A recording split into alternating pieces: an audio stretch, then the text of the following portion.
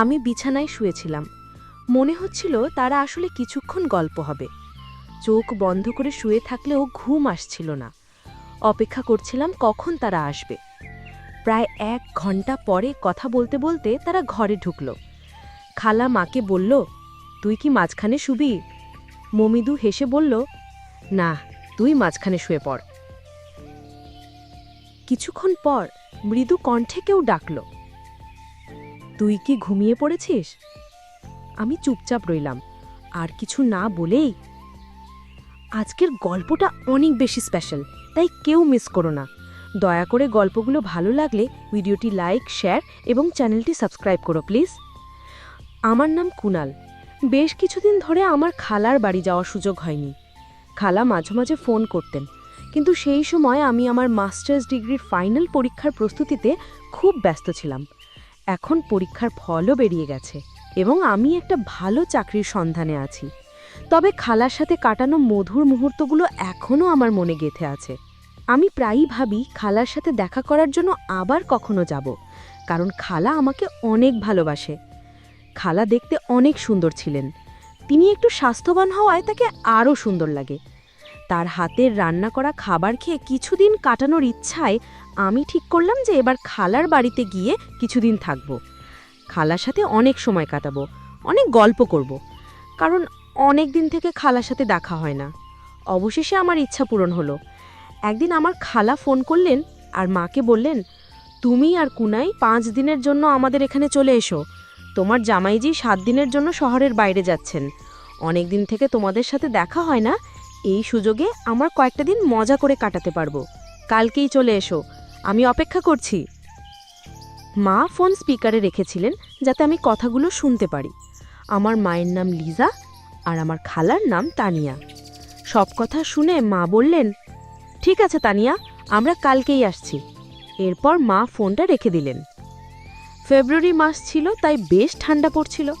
মা বললেন, কুনাল, আমরা সকাল 11টার দিকে বেরোবো, যাতে ঠান্ডা একটু কম লাগে। তবে আমরা বাইকে যাব। আমি মাকে হ্যাঁ বলে দিলাম। এরপর মা বললেন, আমি আমাদের দুজনের কাপড়গুলো গুছিয়ে নিচ্ছি। তারপর মা তার ঘরে চলে গেলেন।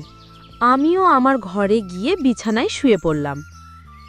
বিছানায় শুয়ে ভাবছিলাম, যদি খালা মাকে সবকিছু বলে দেয় আগের দিনের কথা, তাহলে কি হবে? আর যদি মায়ের সামনে খালা আমার সাথে কোনো কিছু করে, তাহলে পরিস্থিতি কেমন হবে? এই সব ভাবনা ভাবতে ভাবতে কখন যে ঘুমিয়ে পড়লাম বুঝতেই পারলাম না। কারণ খালা আমার বন্ধু মতো ছিল, তিনি আমার সাথে অনেক ফ্রি থাকতো। পরের দিন আমি আর মা সকালবেলায় চা নাস্তা সেরে তৈরি হয়ে গেলাম।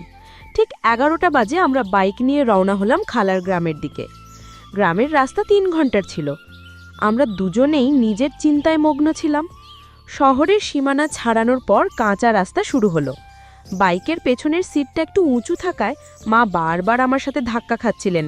আমি মাকে বললাম, ভয় পেও না মা, আমাকে শক্ত করে ধরে রাখো। মায়ের বাইকে চড়ার অভ্যাস কম, তাই মা এক হাতে আমার কাঁধ শক্ত করে ধরলেন আর অন্য হাত দিয়ে আমার পায়ের ওপর আঁকড়ে ধরে বসে রইলেন। বাইকটা কাঁচা রাস্তায় একটু কাঁপছিল, তাই মা পেছন থেকে আমাকে আঁকড়ে ধরেছিলেন। রাস্তায় প্রচুর গর্ত ছিল, তাই আমি বাইকটা আস্তে চালাচ্ছিলাম। হঠাৎ একবার আমি একটি গর্ত এড়িয়ে চলার চেষ্টা করছিলাম, তখন বাইকের চাকা আরেকটি গর্তে পড়ে গেল। আমরা দুজনেই একটু উঁচুতে লাফ দিলাম। আমরা গাড়ি থেকে পড়ে গেলাম। মায়ের কোমর আর পায়ে ব্যথা পেয়েছিল। এক মুহূর্তের মধ্যে এত কিছু ঘটলো আমরা বুঝতেই পারলাম না। মা বললেন, কি ভয়ঙ্কর রাস্তাগুলো, মানুষ বাইকে কেমন করে এই রাস্তায় যাতায়াত করে কে জানে। আমি মাকে বললাম, মা, বৃষ্টির কারণে রাস্তার এই অবস্থা, একটু এগোলেই ভালো রাস্তা পাবো।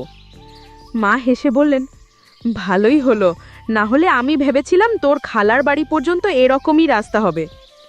মনের মধ্যে কিছু প্রশ্ন ঘুরছিল, যেমন মা কি আসলেই সব কিছু বুঝেছেন? আর যদি বুঝেও থাকেন, তাহলে তিনি কেন হাত ছাড়লেন না, বরং আরও শক্ত করে ধরলেন? এসব ভাবতে ভাবতে আমরা গ্রামের কাছে পৌঁছে গেলাম। অবশেষে দুপুর 2টার সময় আমরা খালার বাড়িতে পৌঁছে গেলাম। 15 মিনিট হয়ে গেছিল। বাইকের শব্দ শুনে খালা উঠোনে এসে হাজির হলেন। আমাদের দেখে তার মুখে খুশির ঝিলিক ফুটল। তিনি তৎক্ষণাৎ মাকে জড়িয়ে ধরলেন। মাও তাকে শক্ত করে আলিঙ্গন করলেন। দুজনেই একে অপরের খবরাখবর নিতে ব্যস্ত হয়ে পড়লেন। অনেক দিন পর তাদের দেখা হলো। তারপর মা বাড়ির ভেতরে চলে গেলেন। এরপর খালা আমাকে জড়িয়ে ধরে বললেন, কিরে দুষ্টু, এতদিন হয়ে গেল আসার নাম নেই। আর হ্যাঁ, তুই এত সাজগোজ করে কেমন করে এলি? এবার তোর মাকে সব বলতেই হবে, আর তোর বিয়ের কথাও বলতে হবে, যাতে তাড়াতাড়ি তোর বিয়ে দেয়া যায়। আমি একটু দূরে সরে গিয়ে বললাম, কি বলছো খালা, এসব কি? খালা হেসে বাড়ির ভেতরে চলে গেলেন, আর আমি বাইক থেকে ব্যাগ নিয়ে ভেতরে ঢুকে পড়লাম। মা আর খালা তখন রান্নাঘরে গল্প করছিলেন। আমি ব্যাগ রেখে ফ্রেশ হতে চলে গেলাম। ফ্রেশ হয়ে কাপড় বদলানোর পর বড় ঘরে গিয়ে বসলাম। এদিকে মা আর খালা ডাইনিং টেবিলে খাবারের প্লেট সাজাচ্ছিলেন। হঠাৎ খালা আমাকে ডেকে বললেন, এসো খেতে বসো। আমি তাদের সাথে বসে খাবার খেতে শুরু করলাম। খাওয়ার সময় বিভিন্ন বিষয় নিয়ে কথা হচ্ছিল। সবার সঙ্গে মজা করতে করতে খাওয়া শেষ হলো। তখন মা বললেন, তানিয়া, কি বলবো তোকে, রাস্তা এতটাই খারাপ ছিল যে বাইকে ধাক্কা খেতে খেতে আমার কোমর আর শরীর ব্যথা হয়ে গেছে। পুরো শরীরটাই যেন ব্যথায় ভরে গেছে। এখন তুই কিছু কর, আমি বেশ অসুস্থ হয়ে পড়ছি। এ কথা শুনে খালা বললেন, কোনো চিন্তা করিস না, কুনাল খুব ভালো মালিশ করে। একবার আমারও শরীর খুব ব্যথা করছিল, তখন ওই আমাকে মালিশ করেছিল।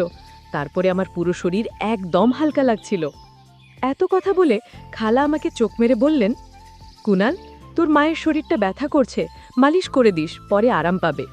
আমি সম্মতি জানিয়ে ঘরে চলে গেলাম, কিন্তু মনে মনে একটা প্রশ্ন ঘুরতে লাগলো, খালা কেন বললেন যে আমি ভালো মালিশ করি? সত্যিই কি তিনি মজা করছিলেন, না মায়ের সাথে আমার ঘনিষ্ঠতা বাড়াতে কিছু একটা পরিকল্পনা করছেন?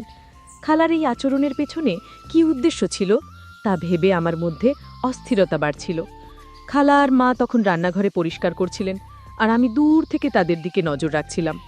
তাদের দেখতে এবং তাদের দুজনের সৌন্দর্য একই রকম মনে হচ্ছিল। তারা ধীরে ধীরে কথা বলছিলেন, তবে আমি ঠিকভাবে কিছু শুনতে পারছিলাম না। কিন্তু কেন জানি না মনে হচ্ছিল তারা আমার কথাই বলছিলেন। কিছুক্ষণ পর তারা দুজনেই রান্নাঘর থেকে বেরিয়ে এসে বড় ঘরে বসে পড়লেন। তখন বেলা 4টে বাজে। খালা বললেন, লিজা, তুই একটু কাপড় বদলে নে। গাউন এনেছিস? যদি না আনিস তাহলে আমারটা নে। তারপর এক গ্লাস পানি খেয়ে শুয়ে পড়। তারপর কুনাল তোর শরীরটা মালিশ করে দেবে, যাতে তোর শরীরের ব্যথা কমে যায়। এতটুকু বলেই তারা দুজনে শোবার ঘরে চলে গেলেন। আমি বসে বসে ভাবছিলাম, জীবনে কখনো এমন ধরনের কাজ করিনি। কিছুক্ষণ পর খালা রান্নাঘর থেকে একটা পাত্রে কিছু নিয়ে এসে বললেন, চল, সময় হয়েছে। আমি কিছু না বলে চুপচাপ তার পেছনে শোবার ঘরে গেলাম। সেখানে গিয়ে দেখি মা বিছানায় শুয়ে আছেন। মায়ের পা এবং শরীরে প্রচণ্ড ব্যথা ছিল, কারণ তিনি গাড়ি করে আসার সময় পড়ে গিয়েছিলেন। মাকে দেখে মনোযোগ দিয়ে তাকিয়ে রইলাম। হঠাৎ খেয়াল করলাম খালা আমার পাশে দাঁড়িয়ে আছেন। খালা হেসে বললেন, কি দেখছিস পুনাল? আগে কখনো কি তোর মাকে দেখিসনি? তোর মাকে একটু তেল দিয়ে মালিশ কর, তার অনেক কষ্ট হচ্ছে। মায়ের ব্যথা লাঘব করার জন্য আমি বিছানার পাশে বসে একটু চিন্তায় পড়ে গেলাম। তখন খালা ছোট্ট একটা পাত্রে তেল এনে আমার হাতে দিলেন এবং বললেন, শুরু কর, পা থেকে শুরু কর। আমি আস্তে আস্তে মায়ের পায়ে তেল লাগাতে শুরু করলাম। খালা পাশে বসে মনোযোগ দিয়ে আমার কাজ দেখছিলেন। যদিও আমি প্রথমে একটু সংকোচ বোধ করছিলাম, তবুও ধীরে ধীরে কাজটা চালিয়ে গেলাম, কারণ মাকে সুস্থ করতে হবে। আমার মনের ভেতর শুধু একটাই চিন্তা ছিল, মাকে সুস্থ করতে হবে। মা মুখটা একটু ঘুরিয়ে নিলেন। এরপর খালা একটু দূরে শুয়ে মাকে জিজ্ঞেস করলেন, কেমন লাগছে লিজা? মা বললেন, এখন কিছুটা ভালো লাগছে। তানিয়া তুমি থাকায় আজ একটু ভিন্ন কিছু করলাম। তুই অনেক কিছু জানিস। খালা তখন মায়ের মাথায় হালকা চাপ দিয়ে বললেন, এত বাচ্চাসুল কথা বলছিস কেন? কুনাল তো পাশে রয়েছে, সে কি ভাববে? মা একটু লজ্জা পেয়ে হেসে বললেন, আরে তানিয়া, আর কথা বাড়াস না, না হলে পুরো ব্যাপারটা নাটকের মতো হয়ে যাবে। পরে মা আমাকে বললেন, কুনাল, বেশ আরাম হচ্ছে, তাই আর বেশি মালিশ করা লাগবে না। শরীরটা এখন বেশ ভালো লাগছে, মনে হচ্ছে ব্যথা কিছুটা কমে গেছে। তারপরেও আমি আর কিছুক্ষণ মালিশ করে দিলাম। প্রায় আধ ঘন্টা পরে মা শান্ত গলায় বললেন, এবার যথেষ্ট হয়েছে কুনাল, অনেক স্বস্তি লাগছে। আমি উঠে দাঁড়ালাম। তখন মায়ের পাশে দাঁড়িয়ে মা হঠাৎ পাশ ফিরে শুয়ে পড়লেন। তখন খালা এসে বললেন, আরে লিজা, এখনো তো অর্ধেক মালিশ বাকি আছে। মা একটু লজ্জা পেয়ে বললেন, থাক তানিয়া, কুনালের সামনে এটা করতে একটু অস্বস্তি লাগছে। মালিশ শেষ হবার পর মা বেশ ভালো বোধ করতে লাগলেন। আমরা সবাই বাইরে এসে একটু বিশ্রাম নিলাম। এরপর খালা আমাকে ডেকে বললেন, কুনাল, অনেক দিন হয়ে গেল, চল ভেতরে যাই। আমি রাজি হয়ে ভেতরে গেলাম, যেখানে আমরা সবাই মিলে খেতে বসলাম। খাওয়ার সময় খালা আমাকে জিজ্ঞেস করলেন, তাহলে কুনাল, মায়ের মালিশ করে কেমন লাগলো? আমি হেসে বললাম, প্রথম একটু অস্বস্তি হচ্ছিল, কিন্তু তোমার কথাই সাহস করে করলাম। খালা হেসে বললেন, দেখেছ, মা এখন অনেকটা ভালো আছে। আমি বললাম, হ্যাঁ, এটা তোমার কারণে সম্ভব হয়েছে। খালা হেসে বললেন, তাহলে পরের বার আরও ভালোভাবে একটু মালিশ করে দিস, যাতে তার ব্যথা দ্রুত সেরে যায়। পারবি তো? আমি মৃদু হেসে বললাম, ঠিক আছে, আমিও চাই যে মা দ্রুত সুস্থ হয়ে উঠুক। খালা তখন শান্ত স্বরে বললেন, চিন্তা করিস না। আমার চোখ হঠাৎ আলমারির আয়নার দিকে চলে গেল। দেখি দরজার কাছে মা দাঁড়িয়ে আছেন, তবে খালা সেটা খেয়াল করেননি। আমি ভান করলাম যেন কিছুই দেখিনি। আবার আয়নার দিকে তাকাতেই দেখি মা আমাদের দিকে তাকিয়ে আছেন। কিছুক্ষণ পর আবার তাকালাম, মা তখন আর সেখানে নেই। খালা আমাকে জিজ্ঞেস করলেন, কি হলো কুনাল? আমি বললাম, মা কিছুক্ষণ আগে এখানে এসে দাঁড়িয়েছিলেন। এটা শুনে খালা হেসে বললেন, দারুণ, তাহলে সব ঠিকঠাক চলছে, এখন লিজা নিজেই আসবে।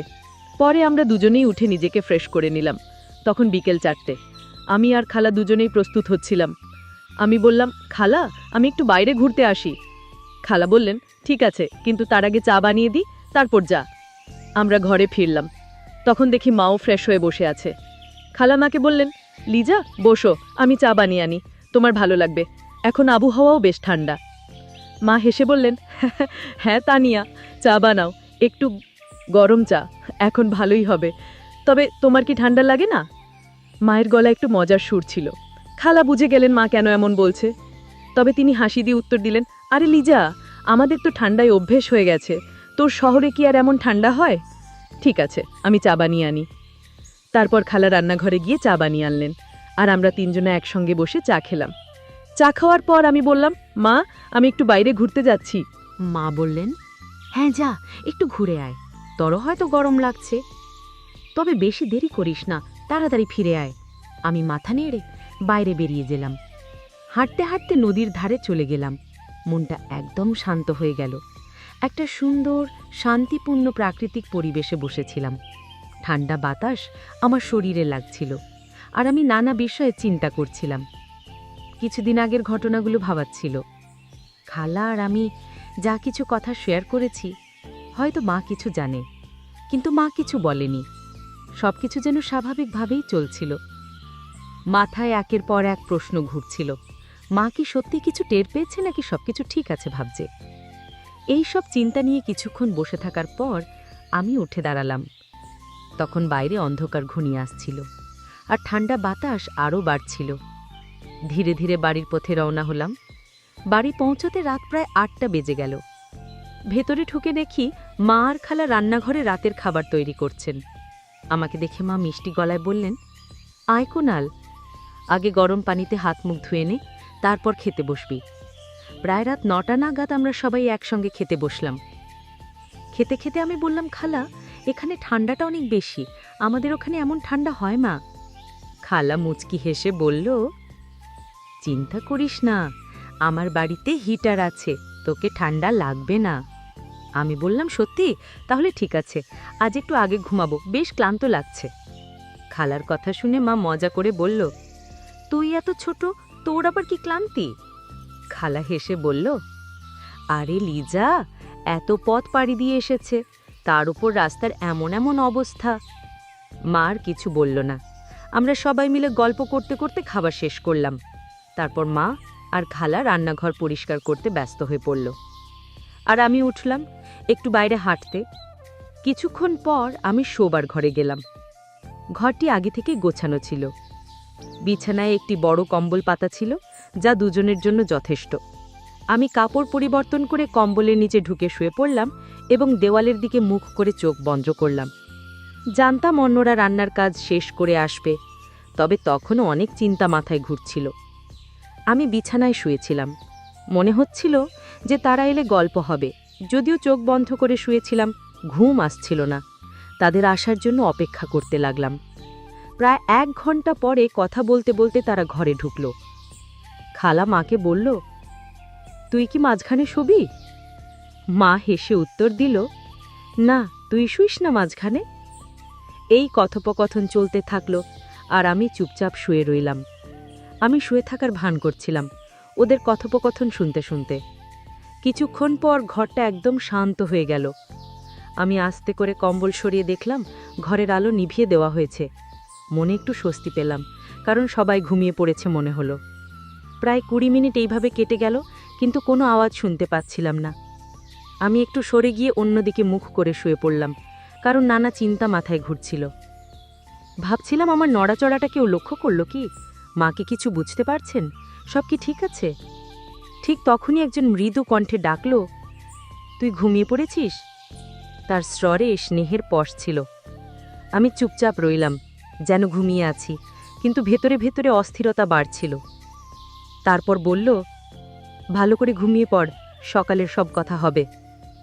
তার কথায় মনে অনেকটা শান্তি এলো এবং ধীরে ধীরে আমি ঘুমিয়ে পড়লাম। ঠিক তখন মা বললেন, এখন ঘুমিয়ে পড়, রাত অনেক হয়েছে। তার গলায় ক্লান্তির সুর ছিল। সবাই নিজের জায়গায় ফিরে গিয়ে শুয়ে পড়ল। মায়ের কণ্ঠে এমন কিছু ছিল যা আমাকে মানসিকভাবে শান্ত করেছিল। কিছুক্ষণ শুয়ে থেকে অবশেষে ঘুমিয়ে পড়লাম। সকালে ঘুম ভেঙে দেখি মা আগেই উঠেছেন। তিনি রান্নাঘরে চা তৈরি করছেন আর পাশে অন্যজন বসেছিলেন। ঘরের পরিবেশটা একটু অন্যরকম লাগছিল। মা আমাকে দেখে মৃদু হেসে বললেন, চা খাবে? আমি মাথা নেড়ে সম্মতি জানালাম। তার হাসিতে ছিল অভিজ্ঞতা ও মমতা, যেন তিনি পুরো পরিস্থিতি বুঝে শান্তভাবে সবকিছু সামলাচ্ছেন। আমরা বেশ কয়েকদিন খালার বাড়িতে থাকলাম। খালার সাথে আমি আর মা অনেক হাসি ঠাট্টার মধ্যে দিন কাটিয়েছিলাম। অনেক জায়গায় ঘুরতেও গিয়েছিলাম। কিছুক্ষণ পরে মা খালার দিকে তাকিয়ে বললেন, আচ্ছা তানিয়া, আমাদের এখন চলে যাওয়া উচিত, অনেক কাজ বাকি আছে বাড়িতে। মা আর আমি যখন খালার বাড়ি থেকে বেরোচ্ছিলাম, খালা হেসে বললেন, ঠিক আছে, তোমরা যাও, আমার স্বামীরও আসার সময় হয়েছে। বিদায়ের মুহূর্তে পুরো পরিবেশটা হালকা হয়ে গেল। আমি অনুভব করলাম মা কিছু না বলেও সব কিছু সুন্দরভাবে সামলে নিয়েছেন। মা আমার দিকে তাকিয়ে শান্তস্বরে বললেন, কুনাল, জীবনের সব কিছুর একটা সীমা থাকে, আর সঠিক ভুলের পার্থক্য করা গুরুত্বপূর্ণ। তার কথাগুলো আমার মনে গভীরভাবে ছাপ ফেলল। সেই মুহূর্তে আমি সিদ্ধান্ত নিলাম, জীবনের প্রতি আমার দৃষ্টিভঙ্গি পরিবর্তন করব আর নতুনভাবে জীবন শুরু করব। মায়ের ধৈর্যশীল ও শান্ত আচরণ আমাকে এমন এক শিক্ষা দিল যা অন্যভাবে উপলব্ধি করা সম্ভব ছিল না। খালার বাড়ি থেকে বিদায় নিয়ে আমি মনে মনে প্রতিজ্ঞা করলাম যে আমার চিন্তাভাবনার কাজকে সঠিক পথে পরিচালিত করব। মায়ের স্নেহ, তার মনের গভীরতা আর তার বলিষ্ঠ চিন্তাশক্তি আমাকে জীবনের নতুন দিশা দেখিয়েছে। আমি এখন ভবিষ্যতের দিকে আরও আত্মবিশ্বাস ও আশার সঙ্গে এগিয়ে যেতে প্রস্তুত। তার কিছুদিন পর আমার একটি ভালো চাকরি হয়। আমি এখন সব চিন্তা বাদ দিয়ে মন দিয়ে চাকরি করতে থাকি, আর আমার পরিবারের সব দায়িত্ব নেই। এখন আমার মা অনেক খুশি। আমার উপর গল্পটা কেমন লাগলো জানাতে ভুলবে না। আরও মজার মজার রোম্যান্টিক গল্প শুনতে চাইলে ভিডিওটি লাইক, শেয়ার এবং চ্যানেলটি সাবস্ক্রাইব করতে এবং বেল আইকনটি ক্লিক করতে ভুলবে না। ধন্যবাদ।